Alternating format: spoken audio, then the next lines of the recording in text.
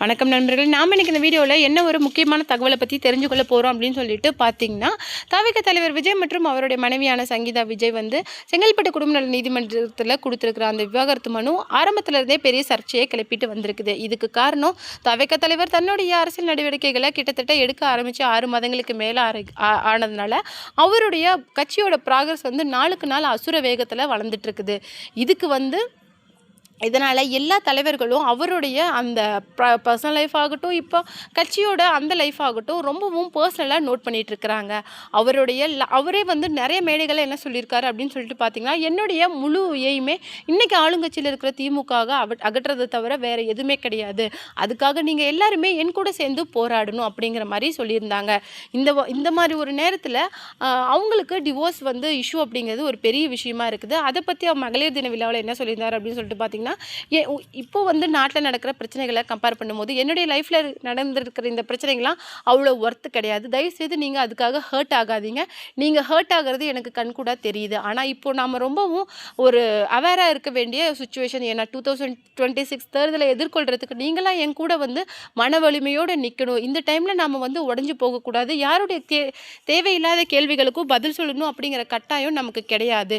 தயவுசெய்து இதுக்கு மேலே என்னுடைய 2026 இந்த தேர்தலுக்காக என் கூட வந்து நீங்கள் உறுதியாக நில்லுங்க அப்படிங்கிற மாதிரி சொல்லியிருந்தாங்க. அது மட்டும் இல்லாமல் பெண்களுக்காக நிறைய சிறப்பு திட்டங்களையும் சலுகைகளையும் தாவேகா தலைவர் அறிவிச்சிருந்தார்.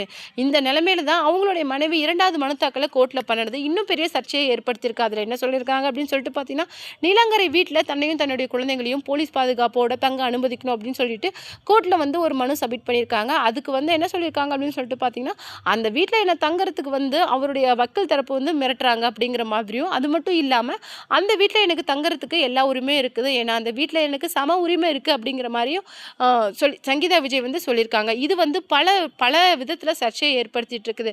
ஒரு பக்கம் பார்த்திபனுக்கும் திரிஷாவுக்கும் வார்த்தை போர் சோஷியல் மீடியாவில் ரொம்பவும் அதிகமாக போயிட்டுருக்குது. அது மட்டும் இல்லாமல் இந்த நிலைமையில் வந்து ஷோபா சந்திரசேகர் வந்து ஒரு விஷயத்தை பகிர்ந்துருக்குறாங்க. அதுதான் இப்போ சோஷியல் மீடியாவில் ரொம்பவும் வைரலாக போயிட்டுருக்குது. அவங்க வந்து தன்னுடைய மகனுக்கு ஆதரவாகவும் நிறைய கருத்துக்களை சொல்லியிருக்காங்க. அது மட்டும் இல்லாமல் சங்கீதா விஜய் பற்றின நிறைய முக்கியமான தகவல்களையும் சொல்லியிருக்கிறாங்க. அதை பற்றி தான் நாம் இந்த வீடியோட டீட்டெயிலாக பார்க்க போகிறோம். வீடியோக்குள்ளே போகிறதுக்கு முன்னாடி நீங்கள் நம்ம சேனலுக்கு புதியவராக இருந்தால் மறக்காமல் நம்ம சிபி ட்ரெண்டிங்கை சப்ஸ்கிரைப் பண்ணி ஃபாலோ பண்ணிக்காங்க.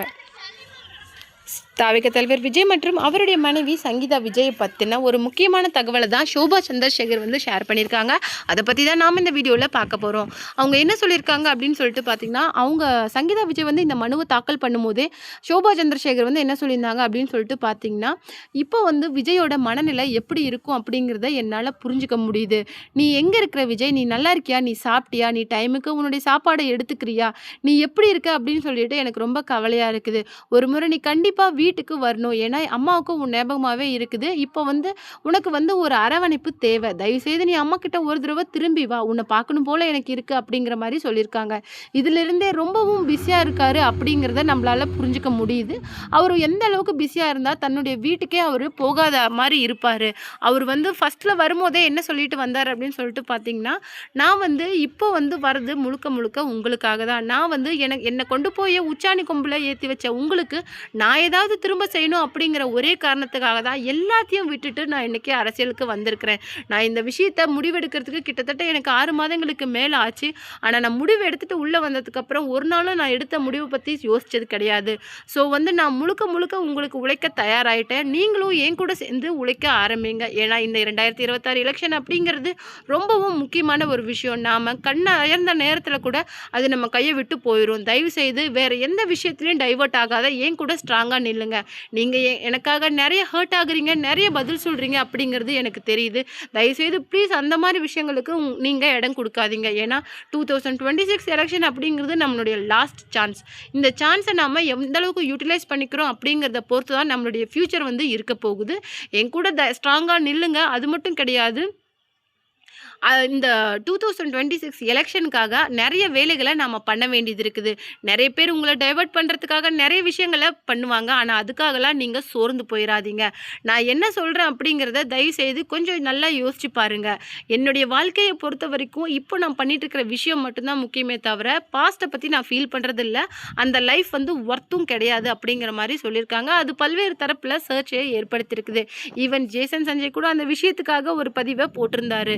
ஆனால் ஆனால் இதில் ஒரு முக்கியமான விஷயம் என்னன்னு சொல்லிட்டு பார்த்தீங்கன்னா, ஷோபா சங்கரசேகர் வந்து சங்கீதா விஜய் பற்றி அப்போது பேசின ஒரு வீடியோ இப்போ வைரலாக போயிட்டுருக்கு. அதில் என்ன சொல்லியிருந்தாங்க அப்படின்னு சொல்லிட்டு பார்த்தீங்கன்னா, சங்கீதா விஜய் மாதிரி ஒரு பொண்ணை யாராலையுமே பார்க்க முடியாது. அவள் என்னுடைய மருமக கிடையாது, மக. ஏன்னா நான் அவளை எப்பவுமே கீதா கீதா அப்படின்னு தான் சொல்லுவேன். குழந்தை வளர்ப்பை பற்றி சங்கீதா கிட்ட தான் கண்டிப்பாக கற்றுக்கணும். ஏன்னா அந்த அளவுக்கு ஒரு மெச்சூரிட்டியோட ஒரு பெண் வந்து இருக்கா அப்படின்னா எனக்கு ரொம்ப ஆச்சரியமாக இருக்குது. குழந்தைங்களோட வளர்ப்பில் மட்டும்தான் 24 ஹவர்ஸும் அவள் வந்து கான்சன்ட்ரேட் பண்ணுவாள். குழந்தைங்களை கொண்டு போய் ஸ்கூலில் விடுறது, டைமுக்கு பிக்கப் பண்ணுறது, அவங்களுடைய எக்ஸ்ட்ரா கிளாஸை பற்றி பார்த்துக்கிறது, எக்ஸாமுக்கு அவங்களுக்கு ஹெல்ப் பண்ணுறது அப்படின்னு சொல்லிட்டு ஒரு நார்மலான ஒரு ஹவுஸ் ஒய்ஃப் எப்படி நடந்துக்குவாங்களோ அப்படி தான் நடந்துக்குவான். கொஞ்சம் கூட ஒரு பந்தாவோ இல்லை ஒரு பெரிய நடிகரோட ஒய்ஃப் அப்படிங்கிற ஒரு இதோ அவங்களுக்கு இருக்காது. ரொம்பவும் சிம்பிளான, ரொம்பவும் காமான ஒரு டைப் தான் சங்கீதா.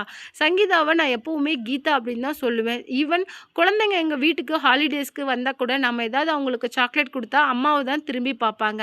அந்தளவுக்கு ரொம்பவும் ஸ்ட்ரிக்டாகவும் பாதுகாப்பாகவும் குழந்தைய சங்கீதா வளர்த்துருக்காங்க அப்படிங்கிறது பலருக்குமே தெரியாது. இந்த விதத்தில் சங்கீதா பண்ணிருக்கிற நிறைய விஷயங்களை பார்க்கும்போது அவங்க எந்த அளவுக்கு கொஞ்சம் மன ரீதியாக பாதிக்கப்பட்டிருக்காங்க அப்படிங்கிறது என்னால் புரிஞ்சிக்க முடியுது. ஆனால் இந்த விஷயத்தை பற்றி இவங்க ஒரு 2-3 இயர்ஸ்க்கு முன்னாடியே எங்ககிட்ட சொல்லியிருந்தா இதை ஒரு ஃபேமிலியாக நாங்கள் உட்காந்து பேசி முடிச்சிருப்போம். பட் ஆனால் இந்த விஷயங்களை அவங்க எங்ககிட்ட ஷேர் பண்ணாத விட்டது ஒரு மிகப்பெரிய தப்பாக எனக்கு தோணுது. இன்றைக்கி விஜயாகட்டும் சங்கீதாவாகட்டும் 2 பேருமே மனதளவில் ரொம்ப ஹர்ட் ஆகிருக்காங்க அப்படிங்கிறத அவங்களுடைய பேச்சுக்கள்லேருந்தே என்னால் புரிஞ்சிக்க முடியுது. அதுலேயும் சங்கீதா ரொம்ப காம் டைப். அவங்க வந்து வீட்டில் கூட சத்தமாக பேச மாட்டாங்க. ஆனால் அவங்களே இன்றைக்கி வந்து விவாகரத்து கேட்டிருக்காங்க அப்படிங்கிறத என்னாலேயே நம்ப முடியல அப்படிங்கிற மாதிரி ரொம்ப வருத்தமாக தன்னுடைய பதிவை சொல்லியிருந்தாங்க. இந்த நிலையில் பார்த்திபன் வந்து கோவமாக த்ரிஷாவுக்கு ஒரு ரிப்ளை பண்ணியிருக்காரு. அதில் என்ன சொல்லியிருக்காரு அப்படின்னு சொல்லிட்டு பார்த்தீங்கன்னா, மன்னிப்பு கேட்டதே மிகப்பெரிய நான் தப்பாகவும் வருத்தமாகவும் நான் நினைக்கிறேன். ஏன்னா என்னதான் இருந்தாலும் அவங்க ஒரு நடிகை தானே. ஒரு நடிகை கிட்ட நாம் வேறு என்ன எதிர்பார்க்க முடியும்? அவங்க படத்துலேயும் சரி, ரியல் லைஃப்லேயும் சரி நடிச்சுக்கிட்டு தான் இருப்பாங்க. யாருக்குமே உண்மையாக இருக்க மாட்டாங்க. அவங்கள நம்பி போகிறவங்க தான் கண்டிப்பாக ஏமாந்து போயிடுவாங்க. நான் வந்து அந்த விஷயத்த நான் ஒரு விளையாட்டாக தான் சொன்னேன் அப்படிங்கிறதையும் நான் அந்த வீடியோலேயும் நான் தெளிவாக விளக்கமாக சொல்லிட்டேன். அதையும் மீறி நான் த்ரிஷா கிட்ட மன்னிப்பு கேட்டிருந்தேன். அதுக்கு அவங்க ரியாக்ட் பண்ணின விதம் எனக்கு ரொம்பவும் கோவத்தை ஏற்படுத்திங்குது. எல்லாருமே நன்றி கெட்டவங்க. வாய்ப்புக்காக தான் எல்லாருமே இருக்கிறாங்க. நான் வந்து நிறைய டேட்ஸை வந்து இன்றைக்கி எனக்கு எதிராக பேசுகிறவங்களுக்காக கொடுத்துருக்கேன். ஆனால் அவங்களே ரொம்ப மாறி மாறி பேசும்போது பார்க்குறதுக்கு ரொம்பவும் கேவலமாக இருக்குது அப்படிங்கிற மாதிரி சொல்லியிருக்காங்க.